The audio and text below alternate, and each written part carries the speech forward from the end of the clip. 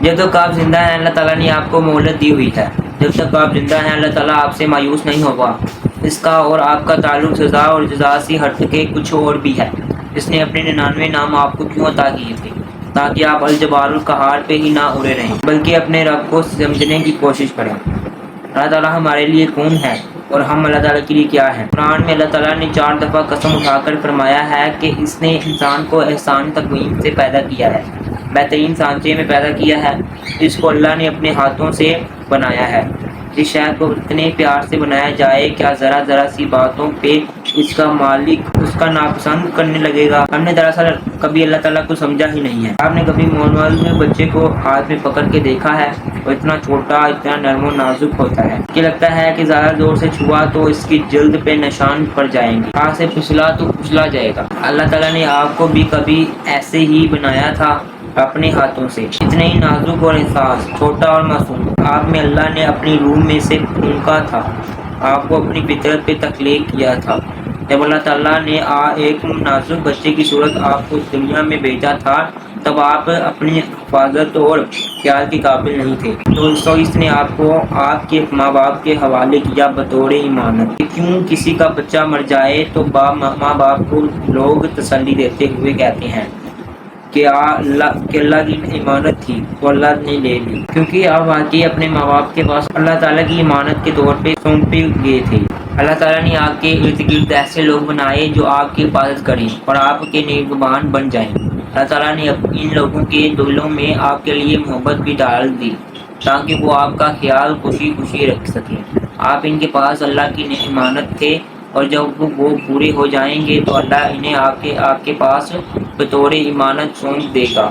کبھی سوچا آپ نے کہ جس اللہ کے بارے میں آپ یہ گمان کرتے ہیں کہ اسے صرف آپ کے اچھے کاموں سے دلچسپی ہے، وہ اس وقت سے آپ کے ساتھ ہے جب آپ کو اچھے برے کی تمیز بھی نہیں تھی.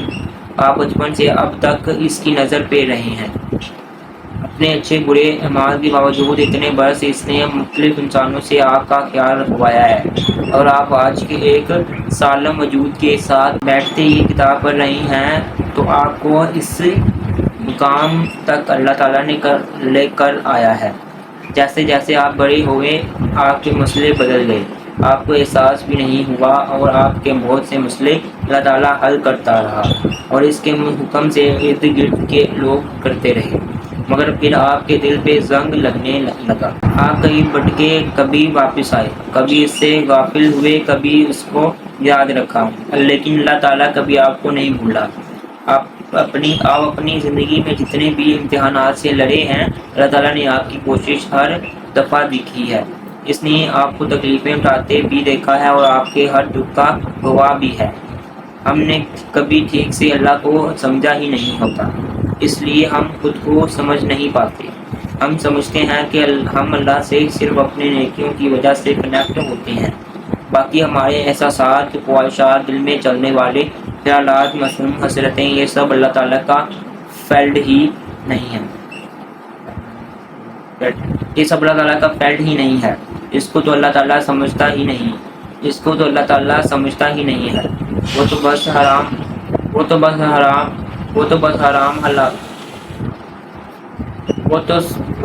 حرام حلال گنتا ہے، مگر ایسا نہیں ہے. اللہ تعالیٰ آپ کو جیسے جانتا ہے ویسے کوئی نہیں جانتا. وہ آپ کی روح کے اندر تک جان سکتا ہے، وہ آپ کے سارے احساسات کو سمجھتا ہے. اس کو آپ کی تکلیف اور مشکلوں کا اندازہ سب سے زیادہ ہے. آپ اس کے لیے آج بھی ایک کمزور وجود ہیں جس کو اس نے کئی برس پہلے آپ کے ماں باپ کے حوالے کیا تھا. تب آپ کا جسم مضبوط نہیں تھا. اب آپ کا قد بڑھ چکا ہے، عقل ذرا زیادہ آ گئی ہے اور اوپر آپ نے کول سا چرایا ہے.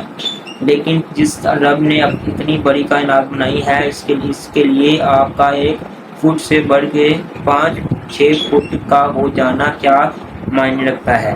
اندر سے تو آپ آج بھی وہی ہیں. دل تو اسی گوشت پوست کا بنا ہے. آپ آج بھی اللہ تعالیٰ کے لیے وہی نازک کمزور وجود ہیں جو ہمیشہ سے تھے. اس لیے ایسا نہ سوچا کریں کہ آپ اتنے گناہ گار ہیں اس لیے وہ آپ کو بھول گیا ہے یا وہ آپ کو سمجھتا نہیں ہے۔ یہ درست ہے کہ اب آپ پہلے جیسے نیک نہیں ہوں گے، لیکن شاید ہم میں سے کوئی بھی کبھی بھی نیک نہیں تھا۔